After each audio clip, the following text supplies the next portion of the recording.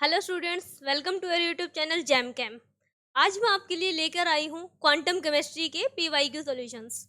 हमने क्वांटम के क्वेश्चन बहुत देखे हैं पेपरों में। क्वांटम फिजिकल केमिस्ट्री के अंदर बहुत अच्छी वेटेज रखता है। 25 to 30 मार्क्स के अकॉर्डिंग हमारा क्वांटम फिजिकल केमिस्ट्री के अंदर नेट के अंदर कवर करते हैं हम। ओके, तो मैं आपके लिए जून 2023 का और दिसंबर 23 का एग्जाम के सॉल्यूशंस लेके आई हूँ। मेरे पीछे आप क्वेश्चन देख सकते हैं। तो आज हम इनका सॉल्यूशंस करेंगे और चलिए करते हैं। हम देखते हैं अपना फर्स्ट क्वेश्चन क्या है। मेरे पीछे दिया हुआ स्टेटमेंट देखिए आप। A particle of mass m is confined in a rectangular box with Lx equal to 2Ly and the state with the energy this has the degeneracy of. अब आपको स्टेटमेंट देख के पता चल गया हो गया कि 1D बॉक्स का, 2D बॉक्स का, 3D बॉक्स का। इन 1D बॉक्स वाले क्वेश्चन हमने किए थे ना, ऐसे रिलेट किया हुआ है। तो ये रेक्टेंगुलर बॉक्स बोला है तो मतलब 2D बॉक्स का क्वेश्चन है ये। 2D बॉक्स के अंदर हम क्या देखते हैं, दो चीजें देखते हैं। एक तो अगर Lx इक्वल टू Ly है हमारे पास, Lx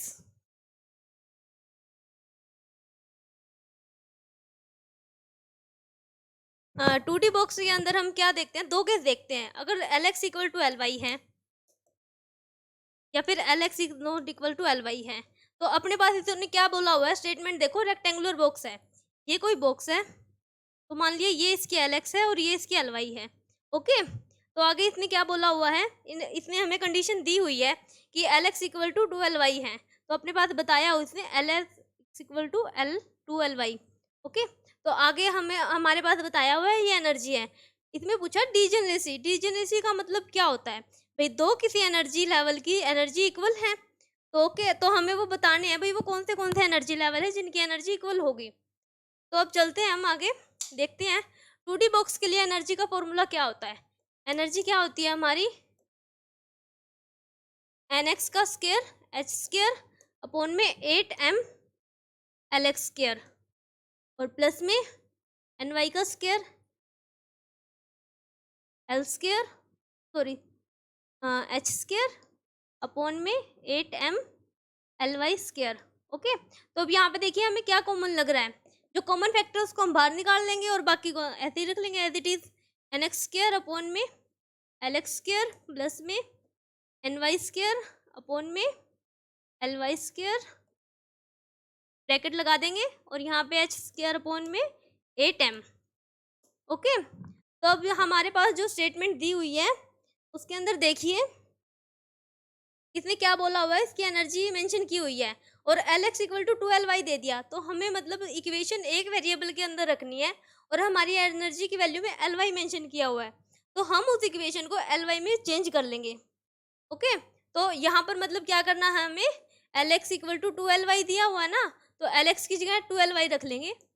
nx स्क्वायर, Lx की जगह रख लिया हमने 2Ly, तो इसका स्क्वायर करना है तो 2L, 2 का स्क्वायर 4 हो जाएगा, Ly स्क्वायर प्लस में ny स्क्वायर अपॉन में Ly स्क्वायर इंटू में h स्क्वायर 8m। ओके, और ये एनर्जी हमारी डीजेनरेसिस की वैल्यू किसके इक्वल दी हुई है, उन्होंने मेंशन किया हुआ है। तो ये वैल्यू है हमारी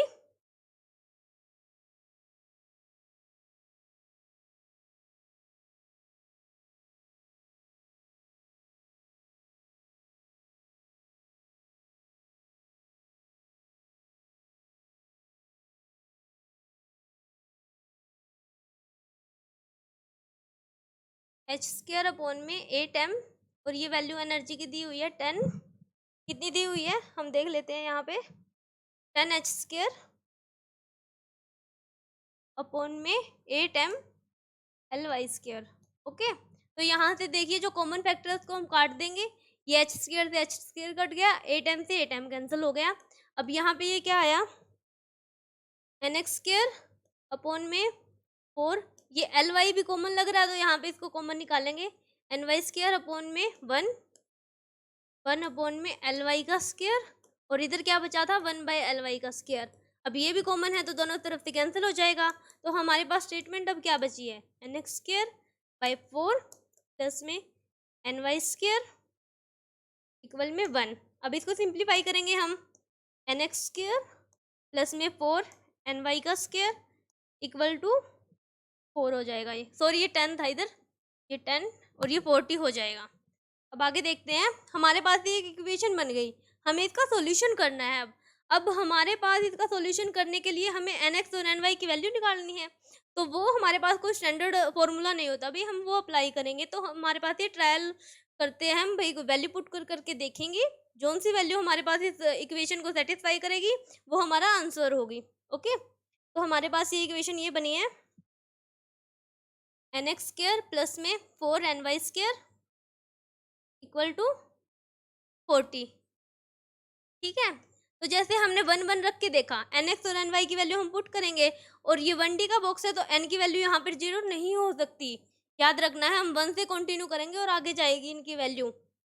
ठीक है, तो यहाँ पे हमने जैसे 1 रखा, इसको 1 रख लिया, प्लस में 4 इंटू में 1 किया 40, ये तो नहीं सेटिस्फाई कर रहा भाई इसको। अब एन एक्स की वैल्यू हमने 2 रखी, 3 रखी, ऐसे देखेंगे रख के, जैसे मैंने रख लिया एन एक्स की वैल्यू 2 रख ली मैंने, एन वाई की वैल्यू मैंने 2 रखी, तो क्या हो रहा है, ये 4 प्लस में 4 इंटू में 2 2 जा 4 और 40 आना चाहिए अपना, क्या कितना रहा है अब, 4 प्लस में 16, ये तो 20 बना, यहाँ से भी नहीं होगा।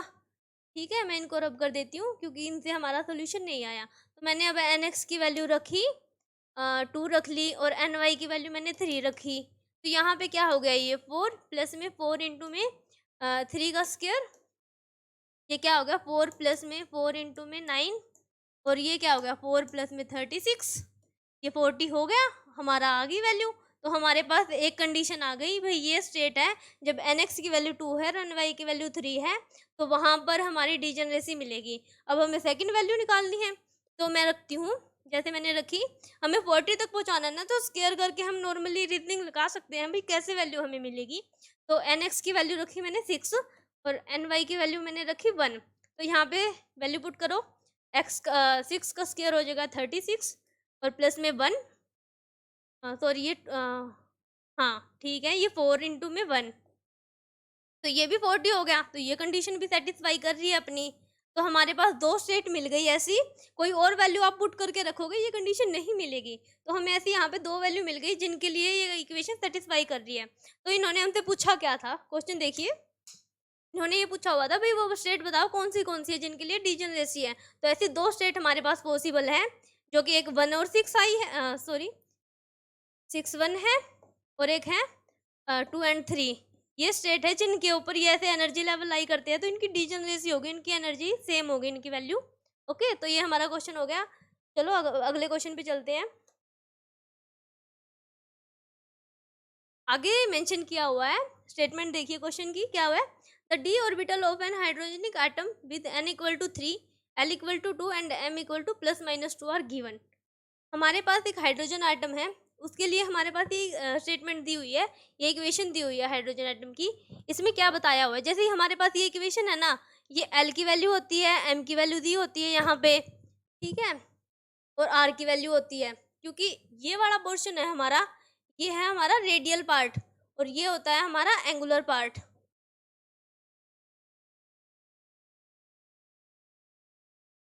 ओके, अब स्टेटमेंट देख लेते हैं एक बार कंप्लीट, क्या बोला हुआ उन्होंने, N is the normalization constant and R R is the radial part. इन्होंने मेंशन भी कर दिया कि आर आर क्या है, हमारा रेडियल पार्ट है वेव फंक्शन का, and an appropriate linear combination of these two wave function yield the real orbital.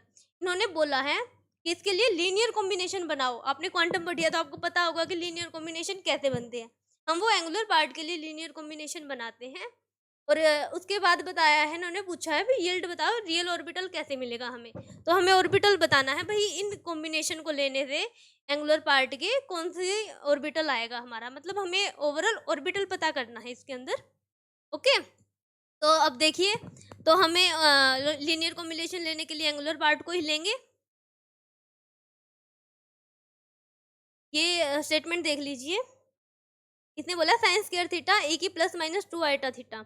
यहाँ पे जैसे नॉर्मली हम जब हाइड्रोजन एटम का केस देखते हैं ना, तो n की वैल्यू देखते हैं हम, l की वैल्यू और m की वैल्यू देखते हैं, तो यहाँ पे देखो 2 मेंशन की हुई, n की वैल्यू है 3 और उसमें फिर l के लिए 2 और इसके लिए ये वैल्यू आ जाती है, जैसे ये -m से प्लस -l से +l तक लाई करती है।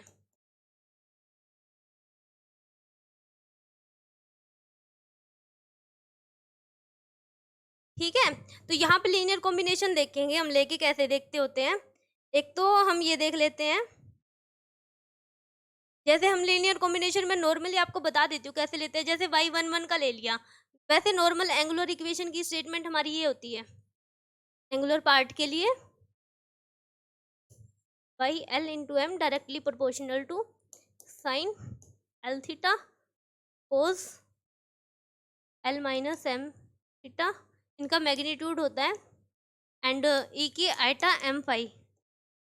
तो यहाँ से तो हमारी जैसे m की वैल्यू निकलती है, यहाँ से हमें l का पता चल जाता है। ठीक है, तो इस इक्वेशन को रख के जैसे हमें लीनियर कॉम्बिनेशन लेना है y11 का, ठीक है, तो हम क्या लेंगे, यहाँ पे वैल्यू रखो, l की वैल्यू 1 हो गई और m की वैल्यू 1 हो गई। जब 1 1 रखी तो क्या हो जाएगा, साइन थीटा 1 रखी, ये 0 हो गया, तो कोस 0 थीटा क्या हो जाएगा, 1 हो जाएगा, और e की आइटा फाई का लीनियर कॉम्बिनेशन कैसे लेते हैं हम, m की वैल्यू को चेंज करते हैं, मतलब m प्लस ले लिया माइनस ले लिया, तो 1 1 प्लस में y माइनस 1, ये किसके डायरेक्टली प्रोपोर्शनल होगा, साइन थीटा। अब जब m की वैल्यू चेंज कर रहे हैं तो इसी के अंदर आएगा आइटा फाई प्लस में e की माइनस आइटा फाई। अब जो ये इक्वेशन है इसके लिए हमें कुछ फॉर्मूले याद करने पड़ेंगे, आपको क्वांटम करवाते हैं तब इनिशियली बता देते हैं कि बहुत बहुत कम फॉर्मूले याद करने पड़ते हैं हमें। तो e के आइटा फाई और प्लस के e की माइनस आइटा फाई किसके इक्वल होता है, ये इक्वल होता है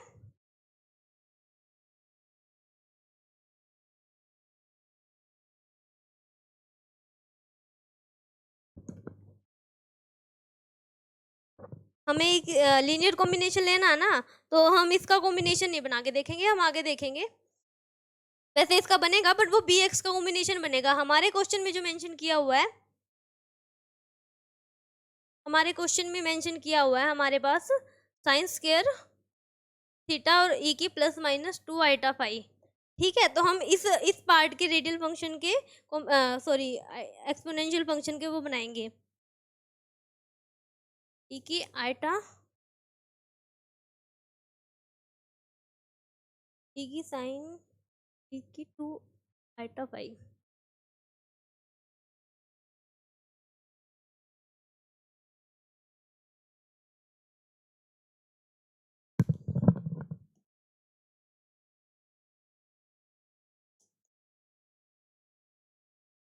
इनके कॉम्बिनेशन देखेंगे हम फॉर्मूलों के अकॉर्डिंग।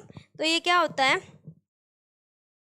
ई के आइटा थीटा किसके इक्वल होता है, पहले ये बता दूं मैं आपको, ये होता है कोस थीटा प्लस के आइटा साइन थीटा के इक्वल, और ई की माइनस आइटा थीटा किसके इक्वल होता है, कोस थीटा माइनस के आइटा साइन थीटा।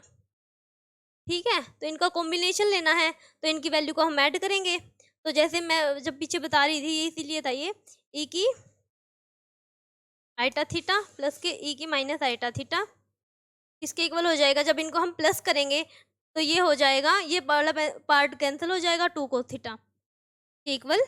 ओके, और जब ई की आइटा थीटा प्लस में ई की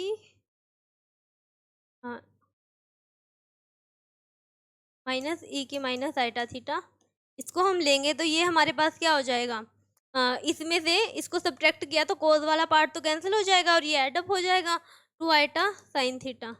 ठीक है, तो इन फॉर्मूलों को हम अप्लाई करेंगे हमारे इस इक्वेशन के अंदर।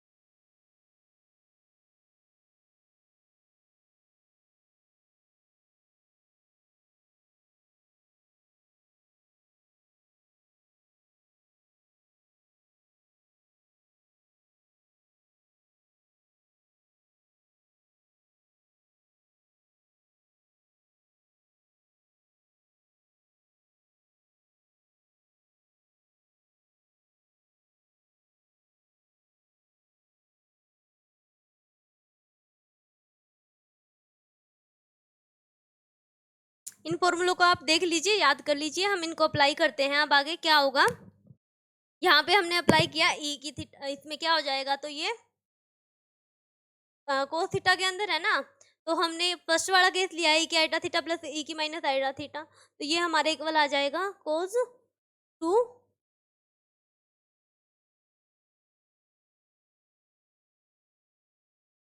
2 cos 2 आइटा पाई।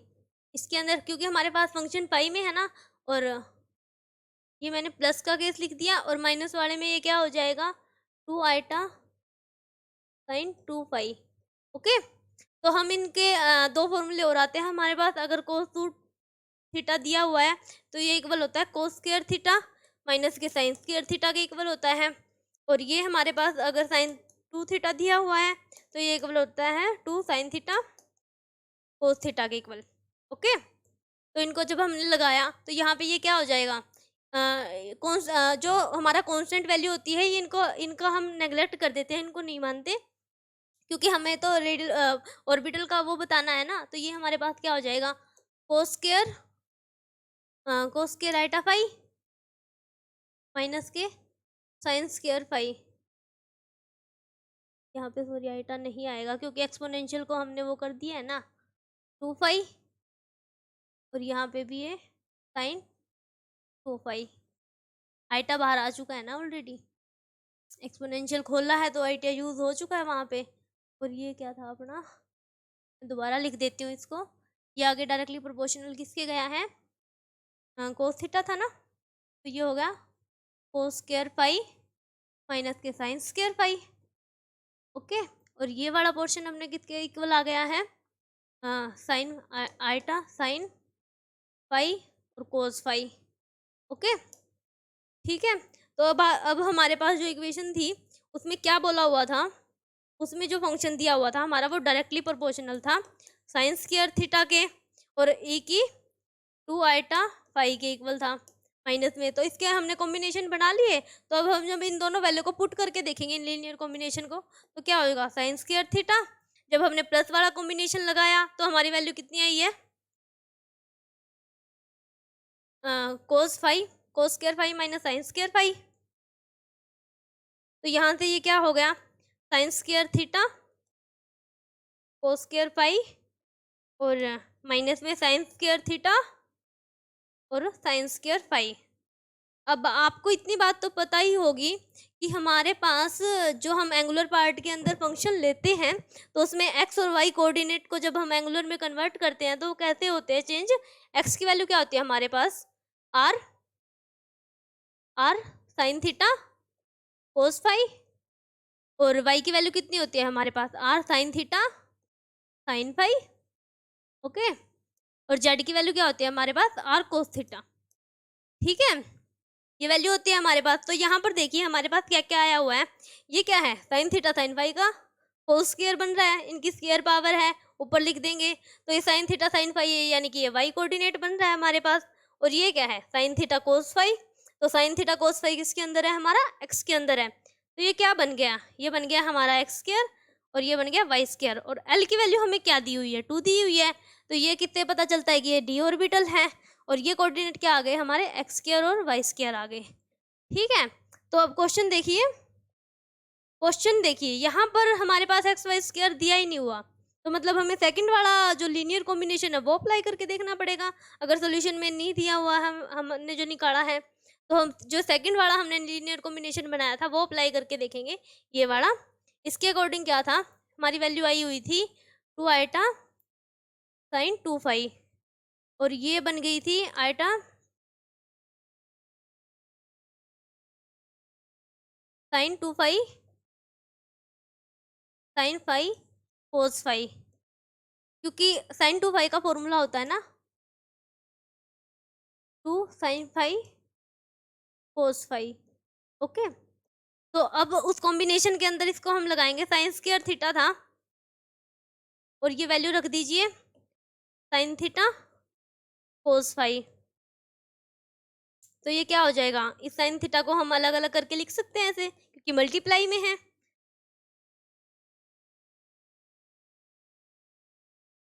Sign theta cos phi.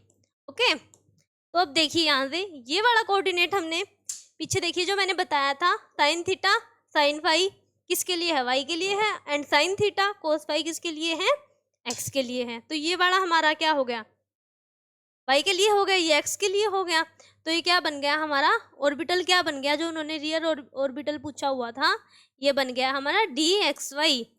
ठीक है, और यही हमारा आंसर है। देखिए यहाँ पे मेंशन किया हुआ होगा, ये रहा हमारा आंसर। ओके, ठीक है स्टूडेंट्स, चलिए अब नेक्स्ट क्वेश्चन पे मूव करते हैं।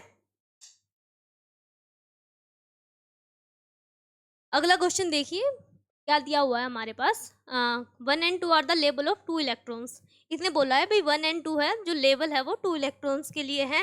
एंड भाई 1s and 2s are the 1s and 2s wave function of helium atom. पहली बात नोट कीजिए क्या दिया हुआ है, हमें हीलियम एटम दिया हुआ है। ठीक है, उसके बाद क्या दिया हुआ है, इसने बोला है जो 1s and 2s इलेक्ट्रॉन्स के लिए आएंगे उनके लिए वेव फंक्शन बताया हुआ है भाई 5 1s and 5 2s है।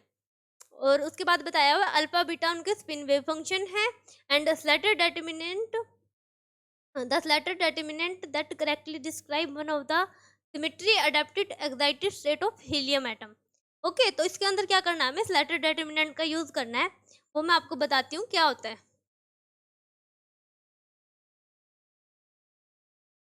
स्लैटर डिटर्मिनेंट हम कब यूज करते हैं, इसके अंदर हमें बतानी होती है स्लैटर डिटर्मिनेंट दो चीज़ों की मल्टीप्लिकेशन होती है। अभी कोई फंक्शन का टोटल हमें सिमेट्री बतानी है या एंटी सिमेट्री बताता है, ये फंक्शन स्लैटर डिटर्मिनेंट यूज होता है एंटी सिमेट्री बताने के लिए कि जो हमारी टोटल फंक्शन दिया हुआ है उसकी अगर वो हो गई, ये पहली बात तो ये मल्टीप्लाई होता है स्पिन का और स्पेस का। स्पिन वेव फंक्शन के लिए और स्पेस वेव फंक्शन की मल्टीप्लिकेशन होती है ये।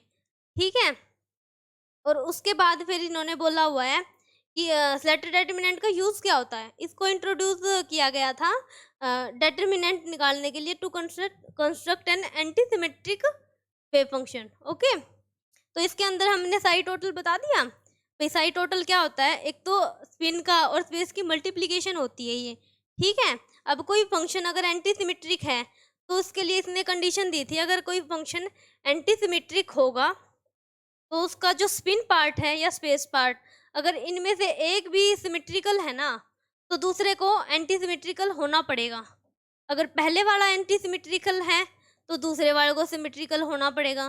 ठीक है, ये स्पिन और स्पेस फंक्शन के लिए क्राइटेरिया रख दिया था इसने। ठीक है भाई, दोनों सिमेट्रिकल नहीं हो सकते, दोनों एसिमेट्रिकल नहीं हो सकते। अगर एक सिमेट्रिकल है तो दूसरा एंटी सिमेट्रिकल होगा, और अगर दूसरा एंटी सिमेट्रिकल है तो ये पहले वाला सिमेट्रिकल होगा। ओके, इसने बता दिया।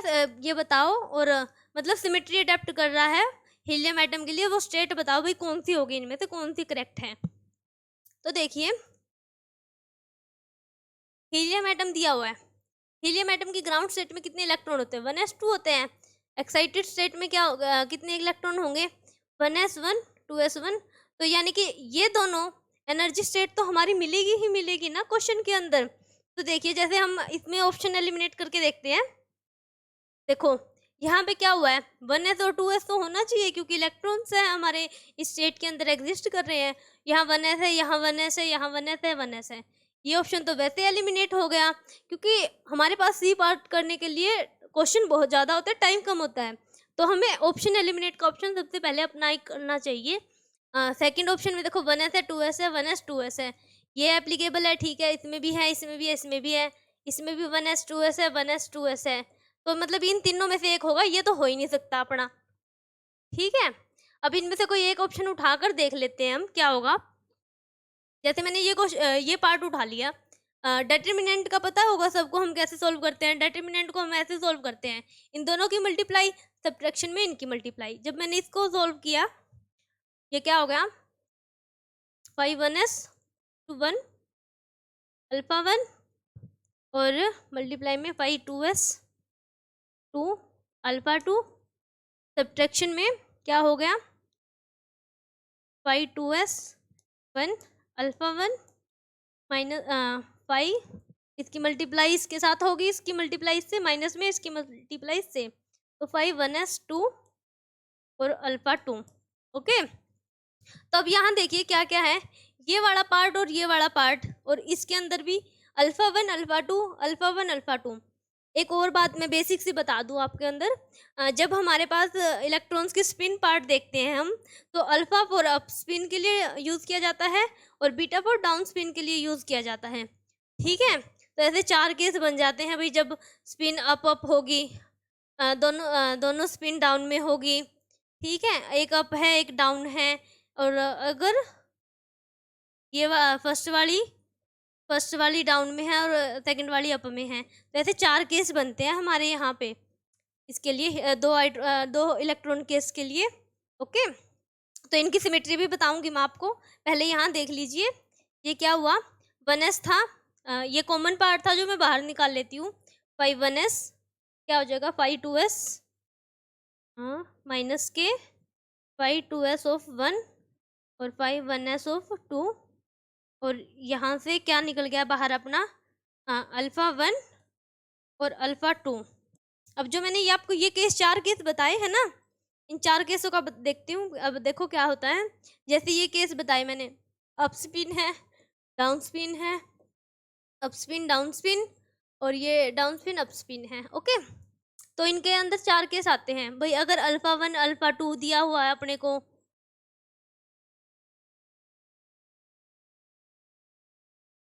अगर बीटा 1 बीटा 2 है, ठीक है, तो ये वाला फंक्शन होता है, ये सिमेट्रिकल होता है। ये चीज़ें तो थोड़ी लर्न करनी पड़ेगी हमें, क्योंकि ये बस ऐसे ही होती हैं। 2 केस होते हैं इनका कॉम्बिनेशन लेके, जो क्योंकि ये अप स्पिन डाउन स्पिन है ना, तो इनका कॉम्बिनेशन होता है इनके अंदर। इन कॉम्बिनेशन की वैल्यू मैं आपको बता देती हूँ। ये होता है अल्फ़ा 1 बीटा 2 और माइनस में है बीटा 1 अल्फ़ा 2, और सेकंड कॉम्बिनेशन हमारा क्या होता है, alpha 1 beta 2 minus beta 1 alpha 2।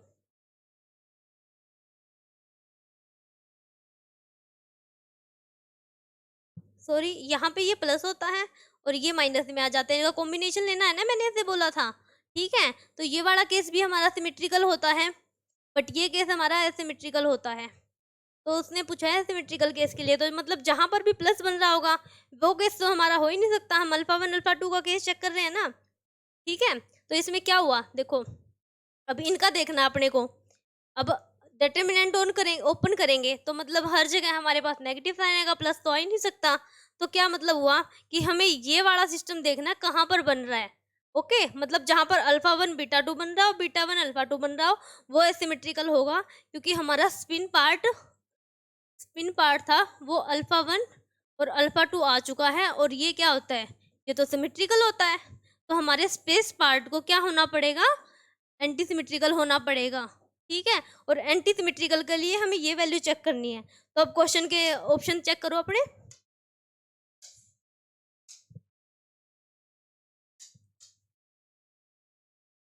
यहाँ पर देखो अल्फ़ा 1 और क्या वैल्यू थी हमारी, alpha 1 alpha 2, sorry sigh of 1s और 2s।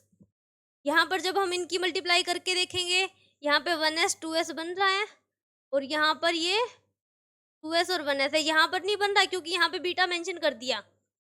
अपने को क्या चाहिए मल्टीप्लाई में बाहर, अल्फ़ा 1 अल्फ़ा 2 चाहिए ना, तो ये केस भी नहीं हो सकता। यहाँ पर चेक करो, यहाँ पर भी बीटा 1 कर दिया, बीटा 2 कर दिया। अपने को तो अपने ने ये पार्ट सिमेट्रिकल मान लिया है ऑलरेडी। तो हमारे पास यही केस बनता है एक, जो सिमेट्री अडेप्ट कर रहा है, एंटी सिमेट्री जो भी इसने बोला हुआ है, सिमेट्री अडेप्टेड एक्साइटेड स्टेट क्या होगी उसकी।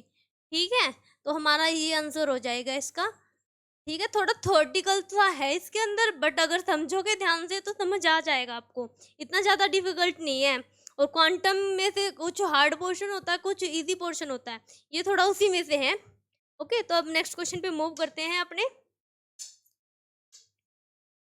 देखो आगे क्या दिया हुआ है, a linear variation of is performed using 2 orthogonal basis function. Phi 1 phi 2 कोई फंक्शन दिए हुए हैं अपने को, ठीक है, और उसमें क्या बोला हुआ है, उनकी optimize energy epsilon 1 and epsilon 2 है। ओके, तो उसके बाद बोला हुआ है इनने एप्सिलॉन 2 बड़ी है एप्सिलॉन 1 से if the exact ground and first excited state energy, मतलब दे दिया हमें कोई 2 एनर्जी दे दी। ठीक है, ये ग्राउंड स्टेट की एनर्जी दी हुई है, और एक्साइटेड स्टेट के अंदर क्या एनर्जी दी हुई है उन्होंने, कैपिटल E1 और कैपिटल E2। ठीक है, आगे क्या बोला हुआ है इन्होंने, करेक्ट स्टेटमेंट बताओ इनमें से कौन सी है। तो वेरिएशन प्रिंसिपल हम कब यूज करते हैं, जब वेव फंक्शन फंक्शन डिफाइन करना मुश्किल हो जाए, मतलब वेव फंक्शन से हम फंक्शन की वैल्यू निकालना थोड़ा हार्ड लगे, तो दो मेथड यूज होते हैं। एक तो होता है वेरिएशनल प्रिंसिपल, ठीक है, और दूसरा होता है, इसके अंदर आता है हमारा trial wave function approximation method. ये मैं श्योर नहीं हूँ, बट बाद में कंफर्म करके बताऊंगी आपको कि इसमें हम ट्रायल वेव फंक्शन यूज करते हैं, ठीक है। तो ट्रायल वेव फंक्शन अप्लाई करते हैं हम, इसमें इसकी कंडीशन होती है भाई हमारी जो ग्राउंड स्टेट की एनर्जी है और एक्साइटेड स्टेट की एनर्जी है, उनमें क्या होता है कि इसकी कंडीशन ये होती है, इसमें एक तो ट्रायल वेव फंक्शन लेना होता है अपने को और एवरेज वैल्यू लेनी होती है। तो हमारी हम जैसे थ्योरेटिकल वैल्यू कैलकुलेट करते हैं और एक हमारी एग्जैक्ट वैल्यू होती है। तो हमारी एग्जैक्ट वैल्यू होती है ना, और थ्योरेटिकल वाली हमेशा बड़ी आती है एग्जैक्ट वैल्यू से, कि हमने जो वैल्यू कैलकुलेट की है वो एग्जैक्ट वैल्यू से हमेशा बड़ी होती है, ठीक है। तो इसमें इसके अकॉर्डिंग भी क्या हुआ, हमारी थ्योरेटिकल वैल्यू बड़ी होगी एग्जैक्ट वैल्यू से, तो फर्स्ट एक्साइटेड स्टेट की एनर्जी हमेशा ज़्यादा होगी अपनी इस वाली से, ठीक है।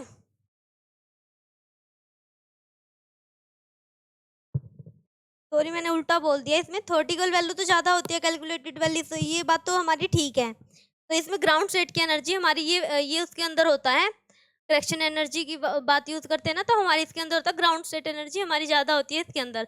तो इनके अकॉर्डिंग अब हमारे ऑप्शन एलिमिनेट करके देख लेते हैं हम क्या क्या हो रहा है। एप्सिलॉन 2 इससे बड़ा नहीं हो सकता, ये ऑप्शन एलिमिनेट हो गया। उसके बाद बोला हुआ है ये और ये दोनों एनर्जी लोअर नहीं हो सकती, ये वाली बात हम कंफर्म कर लेंगे, और ये वाला केस दिया हुआ है। अब देखो जो हमारी एक्साइटेड स्टेट की वैल्यू है और ग्राउंड स्टेट की वैल्यू है, ये वाली एनर्जी ज़्यादा होती है इवन से, और ये वैल्यू होती है हमारी। तो इसके अंदर क्या बोला हुआ है, इवन लाई बिटवीन,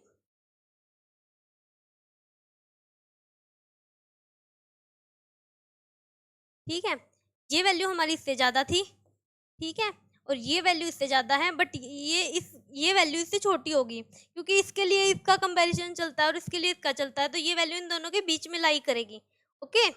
तो ठीक है, तो इसने बोला था both even and E two are lower than even, ये क्राइटेरिया भी फुल नहीं होता, क्योंकि हम जब ये इससे बड़ी है ये इससे बड़ी है, तो कह तो नहीं सकते ना कि दोनों वैल्यू इससे छोटी तो हो ही नहीं सकती। ये वाला केस भी वैसे ही कैंसिल हो गया, तो बचा क्या अपने पास, ये केस बचा है, ठीक है। ये वाली भी इससे कम नहीं हो सकती श्योरली, इतना इसने यहाँ पे बोला हुआ है ये बड़ी होगी इवन, ये बड़ी नहीं होगी एक्साइटेड स्टेट की, सेकंड एक्साइटेड स्टेट के लिए वैल्यू इसकी ज़्यादा होगी।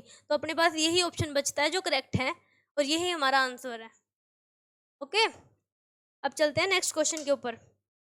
नेक्स्ट क्वेश्चन हमारा क्या दिया हुआ है, पर्टर्बेशन के लिए दिया हुआ है, कोई फंक्शन दिया हुआ अपने पास, ठीक है, और आगे क्या दिया हुआ है, where we note is a constant is applied to a rigid rotator undergoing a rotational motion in a plane. तो रिजिड रोटेटर का केस दिया हुआ है अपने पास,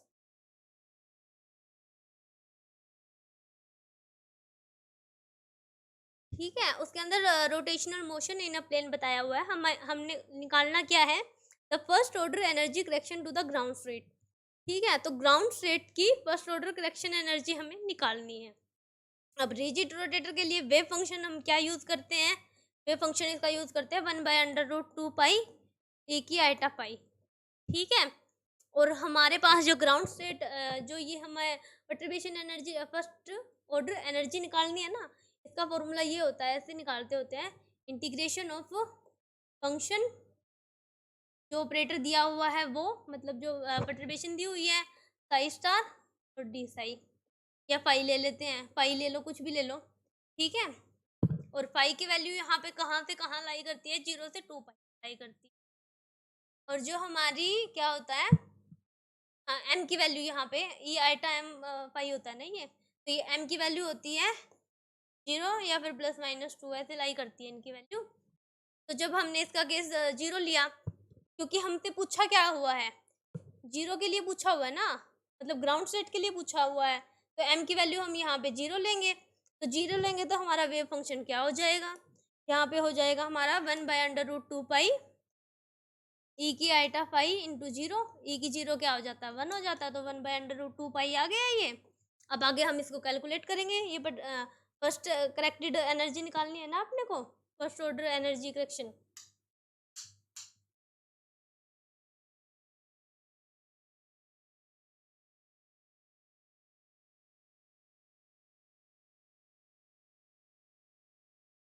हमने जो पीछे इक्वेशन ली थी उसको निकालने का क्या फॉर्मूला था, इंटीग्रेशन करना है जीरो से, वैसे नॉर्मल जनरलाइज फॉर्म लिख देती हूँ कि एनर्जी निकालनी है हमने ग्राउंड स्टेट की फर्स्ट एक्साइटेड स्टेट की, उसमें ये हो जाता है integration of phi H star pi, और इनकी वैल्यू 0 से 2 पाई होती है। तो अभी ये वैल्यू रखिए 0 से 2 पाई, 1/√2 पाई है, एच कट कितना दिया हुआ है अपने को V0 3 cos² पाई -1, 3 cos² पाई 1, और दोबारा 5 फंक्शन रखना है √2 पाई, क्योंकि ये तो एक कॉन्स्टेंट आ गया ना, तो इसका इंटीग्रेशन करना बहुत ईजी हो जाएगा। पेपर में इतनी ज़्यादा लेंथी इंटीग्रेशन नहीं देते, ठीक है। तो अब हम इसको सिंप्लीफाई करेंगे, जैसे इसका और इसका स्क्वायर करेंगे तो ये क्या हो जाएगा 1/2 पाई बाहर आ जाएगा, ये क्या है एक कांस्टेंट वैल्यू है, ये भी बाहर आ जाएगी। इंटीग्रेशन किसका बच गया 1/2 पाई 3 cos² पाई -1 d पाई। अब इसका इंटीग्रेशन करना है अपने को, देख लेंगे हम, कोई ज़्यादा मुश्किल नहीं है, सिखाते हैं हमें स्टार्टिंग में, हमें साइन का कोस का बेसिक वैल्यू का इंटीग्रेशन तो हमें सिखाया जाता है ना क्वांटम के अंदर। ओके, देख लीजिए तो क्या हो जाएगा V0/2 पाई, ये से 2 पाई 3। अब हम क्वाड्रेटिक इक्वेशन का सिंपल इंटीग्रेशन हम नहीं कर सकते, तो उसके लिए क्या होगा, हमें इनको चेंज करना पड़ेगा। चेंज करने के लिए क्या करना पड़ेगा, फॉर्मूले लगाने पड़ेंगे।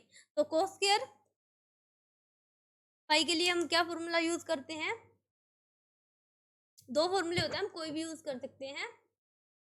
1 + cos2 पाई वाला लगा लेते हैं आप फॉर्मूला, /2, ठीक है। तो ये मैंने फॉर्मूला लगाया 1 + cos2 पाई /2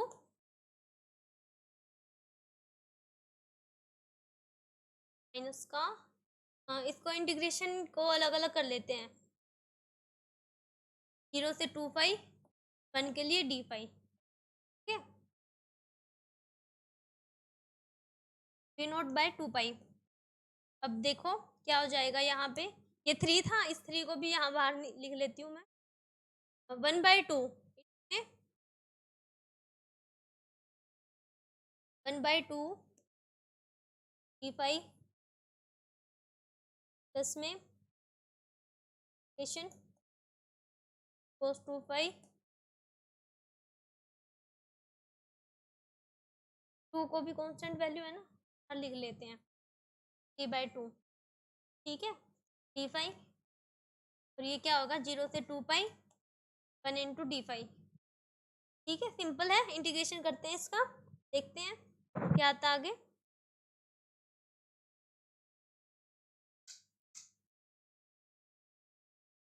हमारे पास क्या बना हुआ था, ये लास्ट में बना हुआ है /2 पाई, ठीक है, यहाँ पे बना हुआ है 3/2। इसका इंटीग्रेशन करेंगे जब हम, देखो 1 पाई का इंटीग्रेशन क्या हो जाएगा 5 हो जाएगा, 5, इसकी लिमिट कहाँ से 0 से 2 पाई तक, और फिर आगे प्लस में क्या हो जाएगा साइन 2 पाई है ना, साइन 2 पाई का इंटीग्रेशन होता है, cos2 पाई है, cos2 पाई का होता है साइन 2 पाई, पाई पाई के अंदर है ना, और /2, और यहाँ पे इसकी लिमिट क्या हो जाएगी 0 से 2 पाई, और लास्ट में क्या है अपना, लास्ट में जो मेंशन किया हुआ है वो भी 1 पाई है ना, 1 पाई का क्या हो जाएगा पाई हो जाएगा, और इसकी लिमिट है 0 से 2 पाई, ठीक है। अब इसको सिंप्लीफाई करेंगे। आपको बता दूं साइन की वैल्यू, साइन थीटा की वैल्यू 0 पर, 2 पाई पर, 4 पाई पर, हर जगह 0 होती है, ठीक है। तो ये वाला पोर्शन अपना 0 हो जाएगा, तो ये क्या बचा V0/2 पाई, ये 3/2, इसकी वैल्यू कितनी आ जाएगी 2 पाई माइनस की 0 0, ठीक है। और यहाँ पर क्या हो गया, ये ये 2 यही इसके साथ है ना जस्ट, और ये 3 बाहर बाहर लिखा हुआ है अपने को, यहाँ देख लो ना, ये 3 इसके साथ है, यहाँ पे ये 2 था और ये माइनस में इसका हो गया 2 पाई पाई। ओके, अब ये यहाँ से ये कैंसिल हो गया, वी नोट बाई 2 पाई, यहाँ पे क्या बचा है 3 पाई माइनस के 2 पाई, ये वैल्यू कितनी बच गई, वी नोट।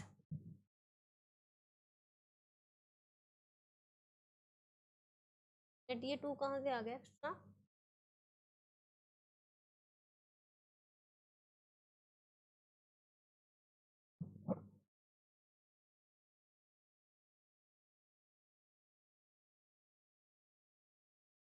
ये 2 नहीं आएगा भाई एक्स्ट्रा, मतलब वो तो ठीक है हमारा बाहर है, अंदर वाला 3/2 था, इंटू में 2 पाई आया है, वो कैंसिल हो गया, ये वाला पोर्शन हमारा 0 हो गया, इसका 2 पाई आ गया,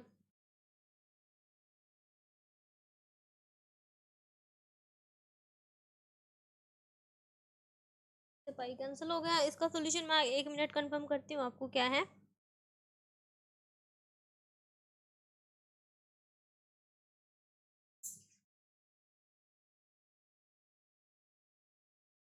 इसका सॉल्यूशन है हमारा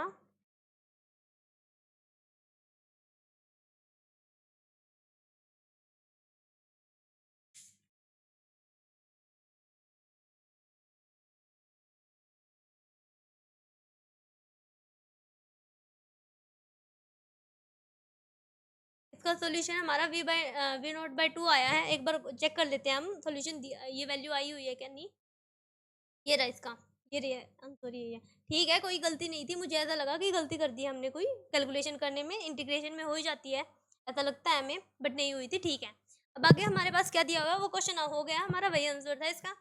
एच की वैल्यू दी हुई है P x square by 2m plus में वी ऑफ एक्स, हमें निकालना क्या है, कम्यूटेटर का क्वेश्चन है, बहुत ईजी क्वेश्चन है, ये पोर्शन तो क्वांटम के अंदर बहुत ईजी होता है, ठीक है। तो एच की वैल्यू हमारे पास दी हुई है, हम इसको निकाल देते हैं, पी एक्स स्क्र अपॉन में 2m, इस वैल्यू को पुट कर देते हैं ना इसके अंदर, प्लस में वी ऑफ एक्स, और इसका कम्यूटेट करना है हमें पी एक्स के साथ। अब कम्यूटेटर की क्या प्रॉपर्टी होती है, अगर ए प्लस बी सी के साथ करना है कम्यूट, तो क्या होगा, एक बार ए हो जाएगा सी के साथ, और फिर बी हो जाएगा प्लस में सी के साथ, ठीक है। तो इसको अलग अलग कर देते हैं, क्या हो जाएगा, ये कांस्टेंट पार्ट है बाहर लिख देती हूँ मैं, p x square p x के साथ कम्यूट करेगा, प्लस में क्या हो जाएगा V of x p x के साथ कम्यूट करेगा, ठीक है, 1/2m। अब हमें कम्यूटेटर अगर पढ़ा है तो हमें उसकी प्रॉपर्टी भी अच्छे से याद होगी कि सेल्फ कम्यूटेटर हमेशा 0 होता है, तो ये वाली वैल्यू हमारी क्या हो गई, 0 हो गई, और प्लस में ये क्या बच गया हमारे पास, पी ऑफ एक्स और पी ऑफ एक्स, ठीक है। अब हमें इसको सिंप्लीफाई करना है, देखें इसको कैसे करेंगे, पी ऑफ एक्स और पी एक्स, ठीक है। अब हमें पता है इसकी वैल्यू कितनी होती है, पहले हम कम्यूटेटर की प्रॉपर्टी लगाएंगे, इसको क्या लिखते हैं हम, ए बी माइनस बी है, तो V of x x minus के क्या हो जाएगा, एक्स वी ऑफ एक्स। और अब ये वाली वैल्यू हम कम्यूटेटर को सिंपली तो सॉल्व करते नहीं है, क्या करता है, एक फंक्शन लगाना होता है और ऑपरेटर की वैल्यू पुट करनी होती है, तो ऑपरेटर की वैल्यू रखेंगे पहले हम, V of X, V X की वैल्यू क्या होती है हमारे पास, माइनस के आइटा एच कर्ल अपॉन में curl X eta H cut, ठीक है। तो इसको वैल्यू को रखो, माइनस के eta H cut curl upon में कर्ल एक्स माइनस के पी ऑफ एक्स, यहाँ भी रखनी है ना, माइनस के eta H cut curl upon में curl X P of x, ठीक है। तो ये क्या हो जाएगा, तो सिंप्लीफाई करो, पी ऑफ एक्स माइनस के eta H cut curl upon में कर्ल एक्स, ये वाला प्लस हो जाएगा आइटा कर्ल अपॉन में curl x into V of x, ठीक है। इसके ऊपर अब हम कोई फंक्शन अप्लाई करेंगे, क्योंकि इसको सिंप्लीफाई करना है, तो मान लिया मैंने कोई साई एक्स फंक्शन अब मान लिया जो हम अप्लाई कर रहे हैं यहाँ पर, तो इसके अंदर मल्टीप्लाई करेंगे, तो वी ऑफ एक्स क्या हो जाएगा, ये माइनस के आइटा कर्ल अपॉन में कर्ल एक्स और साई ऑफ एक्स, ये इसके साथ ऑपरेटर लग गया, प्लस में क्या हो जाएगा आइटा एच कट ये क्वेश्चन थोड़े लेंथी जरूर हैं, बट अगर करोगे समझ गए अच्छे से तो आपके हो जाएंगे इतना, क्योंकि क्वांटम बहुत स्कोरिंग होती है, बस थोड़ा पेशेंस से क्वेश्चन सॉल्व करने होते हैं हमें।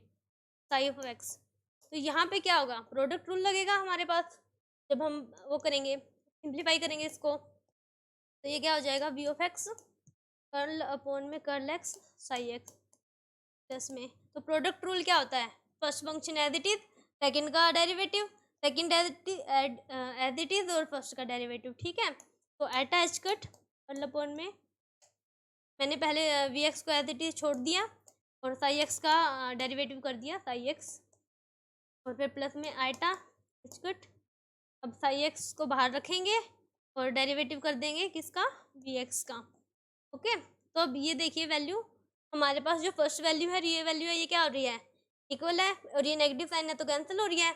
हमारे पास लास्ट में क्या वैल्यू बची, eta H cut V of x upon में कर्ल एक्स और साई एक्स, तो इसका ये साई का एक्स का फंक्शन है, तो ये वैल्यू क्या आ जाएगी, मैंने गलत वैल्यू, हाँ ये वाली कैंसिल होगी, सॉरी,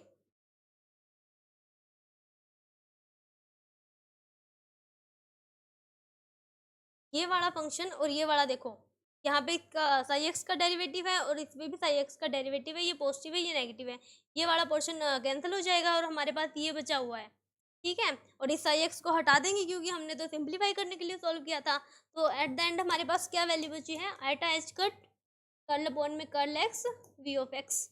अब सॉल्यूशन में देख लेते हैं ये ऑप्शन हमें दिया हुआ है कि नहीं दिया हुआ, ये रहा हमारा फर्स्ट ऑप्शन, ये हमारा आंसर आ गया, ठीक है। अब चलते हैं नेक्स्ट क्वेश्चन पे, क्या है, बहुत सिंपल क्वेश्चन है ये भी, ई के आइटा के एक्स दिया हुआ, कोई आइगन फंक्शन दिया हुआ, लीनियर ऑपरेटर के ऊपर उसको हमें ऑपरेट करना है विद द आइगन वैल्यू बतानी है हमें क्या होगी। अब देखो ई के आइटा के एक्स है, इसको कहाँ पर वो करना है, पी एक्स के साथ वो करना है, कमिट करवाना है, ठीक है। तो पी एक्स की वैल्यू हम जानते हैं क्या होती है, और उसके साथ इसकी वैल्यू निकालनी होती है हमें,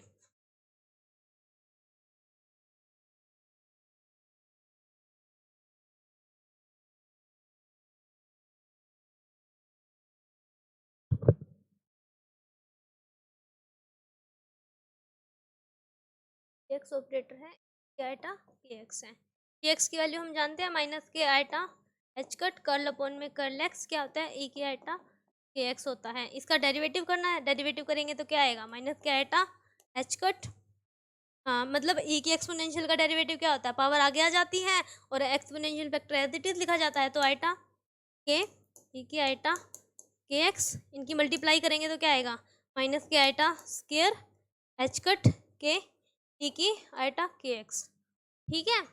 तो अब आइटा स्केयर हम जानते हैं क्या होता है, आइटा स्केयर तो -1 के इक्वल होता है, तो ये वैल्यू क्या होगी, -1 वहाँ से एक ऑलरेडी दिया हुआ है तो ये प्लस हो गया और एच कट के, तो ये हमारा आंसर आ गया, बहुत इजी क्वेश्चन था ये, इजीली हमारा सॉल्व हो गया, ठीक है। अब चलते हैं नेक्स्ट क्वेश्चन के ऊपर, क्या दिया हुआ है, फॉर एन हैमिल्टोनियन ऑपरेटर, एक ऑपरेटर दिया हुआ हमें, हमें बताना है the best choice among the following trial variational wave function for estimating the ground state energy, ground state energy निकालने के लिए वेरिएशनल वेव फंक्शन बताना है हमें, भाई कौन सा फंक्शन है जो अच्छे से इसको डिफाइन करेगा, ठीक है। तो हमारे पास जब हम ये पढ़ते हैं तो ट्रायल वेव फंक्शन लेते हैं ना, अच्छे से उसको जो डिफाइन कर सके उसकी एनर्जी स्टेट के अंदर, तो हमारे पास वेव फंक्शन है, उसकी हमारे पास क्या क्या कंडीशन होती है, भाई वेव फंक्शन होता है जो, एक तो होता है उसकी फाइनाइट वैल्यू होनी चाहिए हर जगह पे, फाइनाइट वैल्यू एट एवरीवेयर,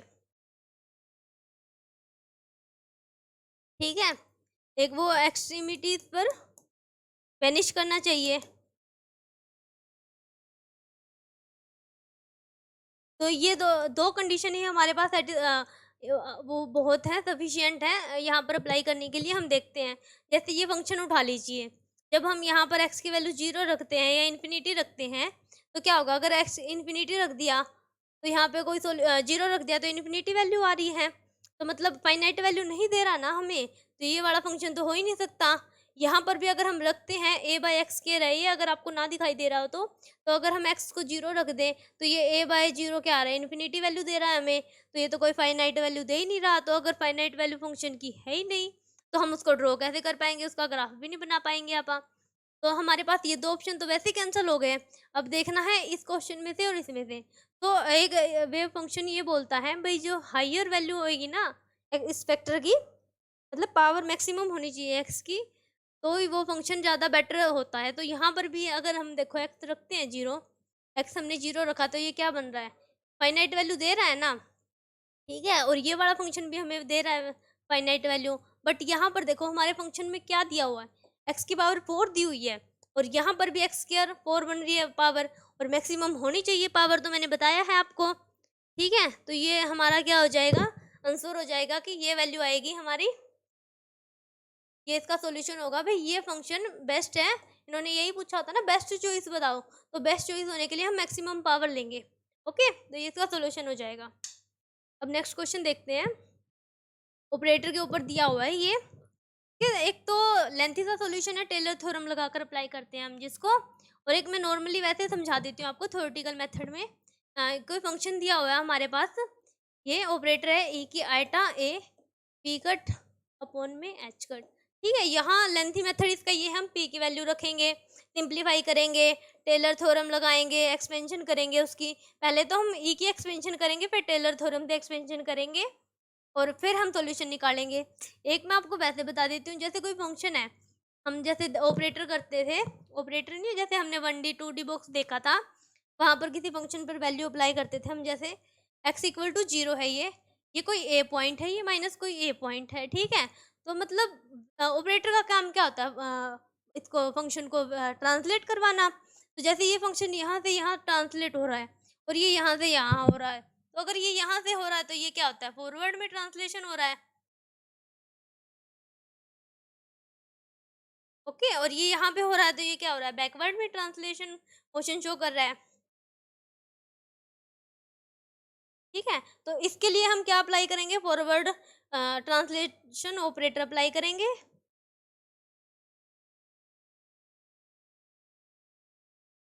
और इसके लिए हम क्या अप्लाई करेंगे, बैकवर्ड का ऑपरेटर अप्लाई करेंगे, backward translation operator,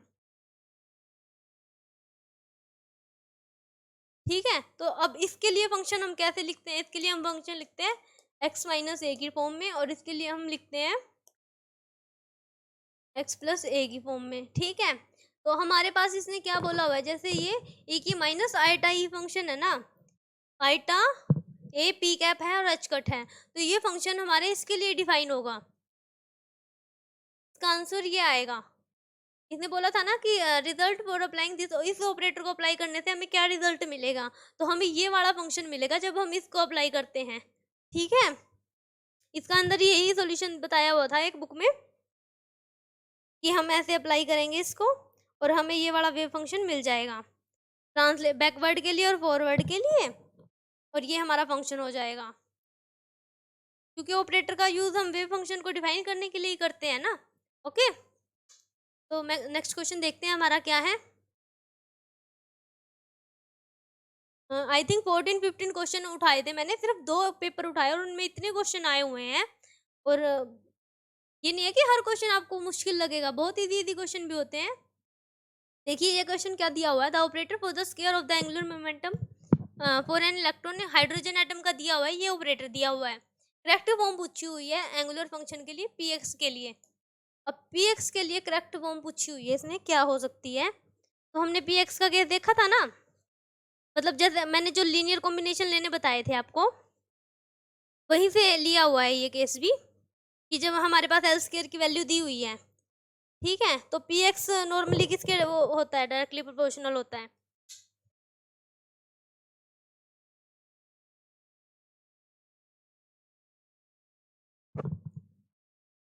hydrogen atom का केस जब हमने रीड किया था, तो मैंने क्या क्या बताया था आपको, मैंने पिछले क्वेश्चन में भी बताया था, एक रेडियल पार्ट फंक्शन होता है हमारे पास, और दूसरा क्या होता है, एंगुलर फंक्शन होता है, ठीक है।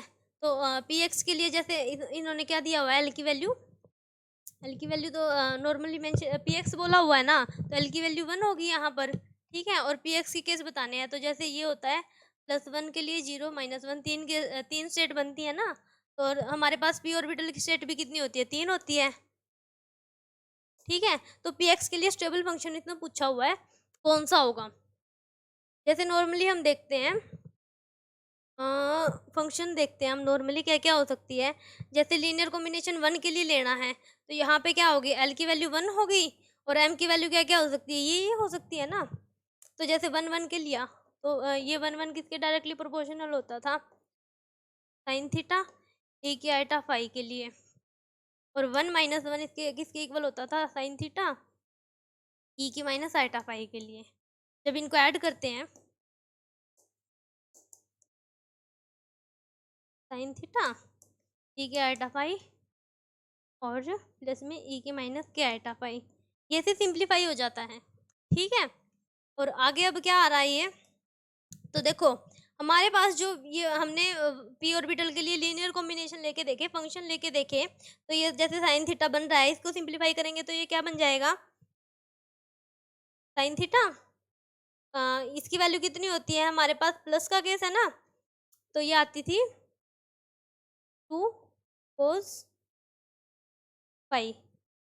ठीक है, इस 2 को बाहर रख देते थे जैसे, और ये साइन थीटा साइन फाई किसके लिए था, 2 था, मतलब पी ऑर्बिटल लिया हुआ है क्योंकि एल की वैल्यू 1 है, और साइन थीटा साइन फाई की वैल्यू मैंने बताई थी, एक्स कोऑर्डिनेट क्या होता है, r equal to sine theta cos phi, हाँ मैं गलत बोल रही थी, कोस फाई हो रहा है, तो ये वैल्यू क्या आ रही है हमारे पास, एक्स कोऑर्डिनेट के लिए आ रही है, तो ये पी ऑफ एक्स डिफाइन करने के लिए मतलब इस टाइप का कॉम्बिनेशन होना चाहिए ना हमारे पास। तो अब हम ऑप्शन देखेंगे जब, तो ये 2 वाले केस तो वैसे ही नहीं होंगे। ठीक है, क्योंकि हमारे पास तो यहाँ पे केस कैसा बन रहा है, कि आइटा फाइव वाला केस बन रहा है ना, और हमारे पास ये कैसा बन रहा है, एक्स लाने के लिए साइन थीटा होना चाहिए इंटू में ई की आइटा फाइव की केस बन रहे थे ये ऐसे लीनियर कॉम्बिनेशन के अंदर। तो हमारे पास यही केस एक स्टेबल है जो इस फंक्शन को डिफाइन कर सकता है, करेक्ट फॉर्म बतानी थी ना पी एक्स की, तो ये इसका सोल्यूशन हो जाएगा। ये थोड़े से वो है, मतलब हमने हाइड्रोजन एटम का केस पढ़ा है, उसी में से घुमा फिरा के क्वेश्चन बना रखे हैं, भाई ये ऑपरेटर दे दिया, इस ऑपरेटर का हमने इतना कोई खासा यूज नहीं करना, क्योंकि हम जानते हैं हाइड्रोजन एटम में ये चीजें होती हैं, और पीएक्स के लिए हम ये कॉम्बिनेशन बनाते हैं, लीनियर कॉम्बिनेशन, इनसे ये वैल्यू आती है। तो इन्होंने ये नहीं पूछा भाई ये डायरेक्ट फॉर्म बताओ, पीएक्स बताओ, या फिर हमारे पास कॉम्बिनेशन लेते हैं तब ये वैल्यू लेते हैं ना, इन्होंने ये ई के आइटा फाई की टर्म में पूछ ली। ठीक है, तो यहाँ से हमारा ये सोल्यूशन हो जाएगा। अब बढ़ते हैं अपने नेक्स्ट क्वेश्चन की तरफ। क्या दिया हुआ है, 2 एनर्जी स्टेट दी हुई है, एन एक्स इक्वल टू 1 और एन वाई इक्वल टू 6 के लिए। वैल्यू लिख लेते हैं हम, क्या क्या दी हुई है हमें, एन एक्स इक्वल टू 1 के लिए दी हुई है, और एन वाई इक्वल टू 6 दिया हुआ है, एन एक्स इक्वल टू 3 और एन वाई इक्वल टू 2 दिया हुआ है, of a particle in a 2 dimension rectangular box, 2D box का केस दिया हुआ है। ठीक है, मैंने फर्स्ट क्वेश्चन करवाया वो भी 2D बॉक्स में से था, ये है जून वाले पेपर का क्वेश्चन। तो मतलब यहाँ से क्वेश्चन बनते ही हैं, 1D बॉक्स में से क्वेश्चन बनता ही है, एक ऑपरेटर से क्वेश्चन बनता है, तो इम्पोर्टेंट है ये टॉपिक्स भी, और इनके क्वेश्चन इतने ज़्यादा हार्ड नहीं होते ना, लेंथी कैलकुलेशन होती, नॉर्मल होते हैं जो हम कर सकते हैं। ठीक है, तो इसमें क्या बताया हुआ है, 2D बॉक्स की एनर्जी वैल्यू क्या होती है, ये होती है एन एक्स स्क्र अपॉन में एच कट स्क्र, हमारे पास दो वैल्यू इन्होंने, हाँ मतलब ठीक है यही होती है ना,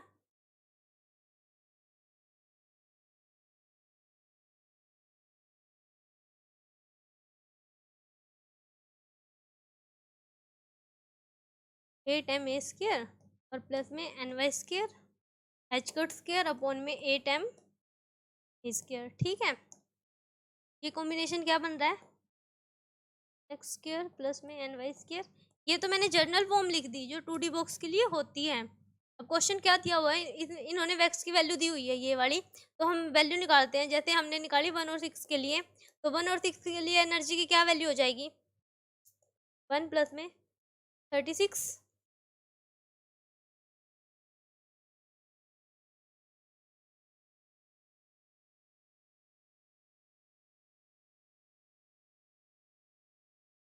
potential is zero inside and outside the box, और एल एक्स की वैल्यू बोल रखा है 1 लेनी है इन्होंने।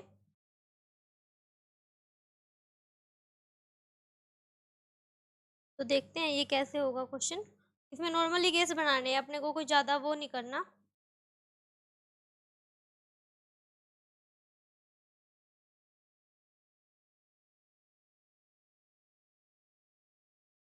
मतलब इसमें हम क्या बोला हुआ है इन्होंने, डीजनरेट स्टेट बोली हुई है, मतलब इन दोनों स्टेट की एनर्जी हमारी इक्वल होती है। ठीक है, तो इसके इक्वेशन क्या थी, यहाँ पे मैंने ये जो लिखी है, यहाँ पे क्या हो जाएगा, ये पिछले वाले की तरह 8m Lx स्क्वायर और 8m Ly स्क्वायर। ठीक है, अब इनकी इक्वेशन लिख लेते हैं। यहाँ पे क्या हो जाएगा, एच कट स्क्वायर अपॉन में Lx स्क्वायर, क्या हो जाएगा 1 प्लस में सिंप्लीफाई कर दिया था ना मैंने, ये एन एक्स स्क्वायर अपॉन में Lx स्क्वायर प्लस के एन वाई स्क्वायर अपॉन में Ly स्क्वायर इंटू में क्या हो जाएगा, ये एच कट स्क्वायर अपॉन में 8m। क्या, तो ये 1 और एन फर्स्ट के लिए मैंने 1 और 6 के लिए तो 1/Lx स्क्वायर, और प्लस में सेकंड के लिए क्या हो जाएगा, इन्होंने Lx की वैल्यू 1 मेंशन कर दी, तो ये मैं 1 रख रही हूँ यहाँ पे 1, और प्लस में Ny की वैल्यू कितनी है 6 है, 6 का 36 Ly की वैल्यू इंटू में क्या हो जाएगा एच कट स्क्वायर अपॉन में 8m। ठीक है, और सेकंड के लिए कितना है, एनर्जी निकालनी है अपने को, दूसरी वैल्यू क्या दी हुई है इन्होंने 2 और 3 और 2 दी हुई है। ठीक है, तो ये 3 और 2 के लिए क्या हो जाएगा 9 प्लस में 4 डिवाइड बाई Ly का स्क्वायर और एच कट स्क्वायर अपॉन में 8m। ठीक है, और ये डीजनरेसी है ना इन स्टेट की, तो इसकी एनर्जी इसके इक्वल होगी। ठीक है, इस एनर्जी को अब इक्वल रख दीजिए। क्या क्या वैल्यू बनी हुई है अपनी, पीछे वाली की क्या वैल्यू आई थी 1 + 36, तो 1 + 36 Ly का स्क्वायर क्या हो जाएगा H cut square H square upon में 8m और इक्वल में दूसरी कितनी वैल्यू आई अपनी 9 प्लस के 4 अपॉन में Ly का स्क्वायर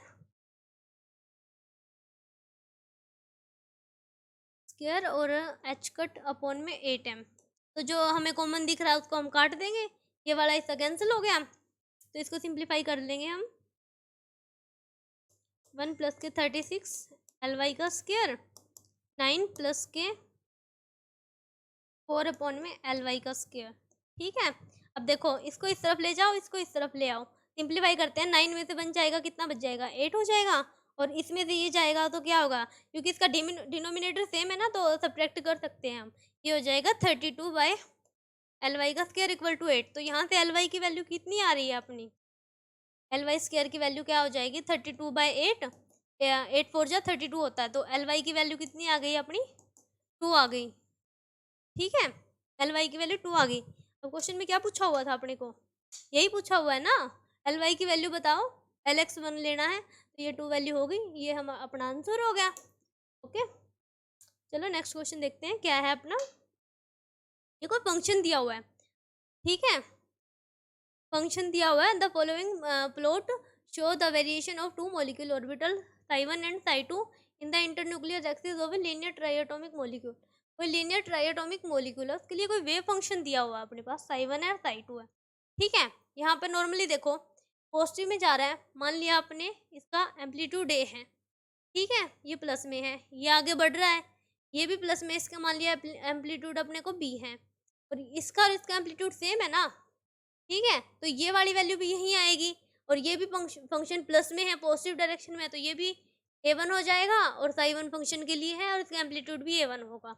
इस फंक्शन में देखो इसका और इसका एम्पलीट्यूड सेम है, तो मान लिया मैंने सेकंड वेव फंक्शन है तो हम वेरिएबल चेंज करेंगे, तो इसके लिए a2 ले लिया, ये पॉजिटिव है तो ये पॉजिटिव रहेगा। अब ये नीचे चला गया तो यानी कि ये वेव फंक्शन क्या हो रहा है, नेगेटिव में जा रहा है, तो इसकी वैल्यू नेगेटिव आएगी। तो ये मान लिया इसका मैंने एम्पलीट्यूड b है, और इसके लिए इनका सेम है, तो ये a2 हो जाएगा और ये प्लस में है। अब इनसे रिलेटेड इनके साथ क्या आ जाएंगे, इनके फंक्शन आ जाएंगे, मतलब यहाँ पे साई ए साई बी हो जाएगा, साई सी हो जाएगा, तो इससे रिलेटेड देख लो यहाँ पे क्या क्या है। ठीक है, तो ऑप्शनों में मैच कर लो क्या है, कहाँ बन रहा है ये क्वेश्चन, जहाँ पे ये आधा क्वेश्चन आया हुआ है ना अपना, हाँ अब दिख गया। ठीक है, कोई बात नहीं, ऊपर की स्टेटमेंट चली गई तो अपने ने पढ़ लिया। वो देखो यहाँ पे नेगेटिव नेगेटिव शो कर दिया, ये वाला नहीं हो सकता, फोर्थ वाला नहीं हो सकता क्योंकि तीनों नेगेटिव हो गए। इसमें क्या है, पॉजिटिव पॉजिटिव नेगेटिव है, ये है, ये है, इसमें ये नेगेटिव कर दिया, ये नहीं हो सकता। अब देखो एम्पलीट्यूड देखना है ना अपने को, इसमें ये चेंज कर दिया तो ये आंसर आ गया अपना, सेकंड वाला करेक्ट आंसर है, क्योंकि देखो ये सेम है और नेगेटिव साइन है और फंक्शन है। ओके, हो गया ये क्वेश्चन, इतना ही था बस, ये चीजें बतानी थी। नेक्स्ट क्वेश्चन दिया हुआ है टनलिंग प्रोबेबिलिटी के ऊपर, of A particle with energy E incident on A potential barrier of height v not and width l is given by an expression. ये कोई फंक्शन दिया हुआ है अपने पास एनर्जी का, इसमें ये बोला हुआ है E इक्वल टू v0/2 है। टनलिंग प्रोबेबिलिटी हमारे पास ये दी हुई है, ये दिया हुआ है 1.6 इंटू में 10⁻⁷। ठीक है, उसके बाद क्या बोला हुआ है, if the width of a potential is halved. ये बात की बात है, पहले इसको सिंप्लीफाई कर लेते हैं। ये क्या दिया हुआ है, ये दिया हुआ है, तो मैं यहाँ ऊपर ही लिख देती हूँ, t इक्वल टू कितना है 1.6 इंटू में 10⁻⁷। ठीक है, फंक्शन दिया हुआ है अपना t इक्वल टू 16 ई की वैल्यू मैं रख ही लेती हूँ डायरेक्ट, v0/2 है ना, v0/2 है, v0/2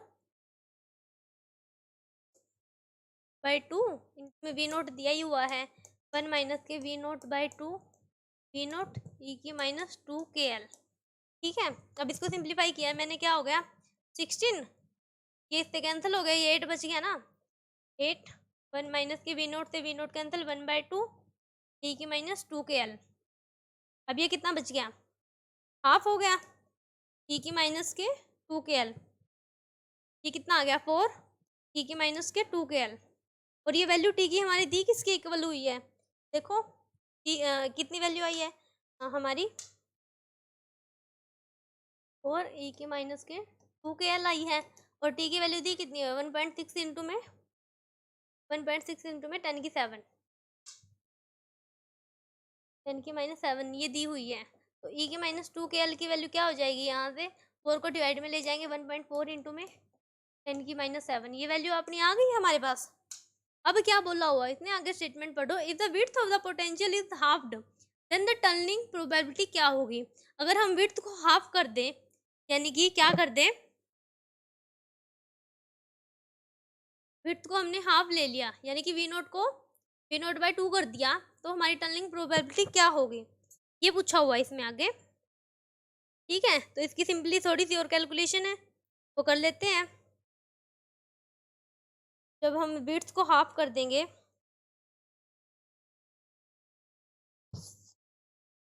तो देखो अब क्या कर दिया हमने, जो हमारी एल थी उसको हमने हाफ कर लिया। स्टेटमेंट कहाँ है अपनी, ये हमारी स्टेटमेंट है, चलो करते हैं इसको। ठीक है, अब विड्थ हाफ ले लिया हमने, टनलिंग प्रोबेबिलिटी की वैल्यू क्या हो जाएगी, v0/2 कर लिया ना, v0 को v0/2, ये क्या था 16 a0, ये कितना हो जाएगा v0/2 इंटू v0 1 माइनस के v0/2kl। ठीक है, ये वाला तो पोर्शन हमने चेंज कर ही लिया था, ये कैंसिल हो गया, ये 8 आ गया, 1 माइनस 1/2 -2kl। ठीक है, तो यहाँ से e की kl की वैल्यू रख देंगे हम, 8 इंटू 1/2, ये वैल्यू कितनी आई थी अपनी, ये आई थी 4 0 पॉइंट, यहाँ लिखी हुई है ना ये 0.4 इंटू में 10⁻⁷। सिंप्लीफाई कर लो इसको,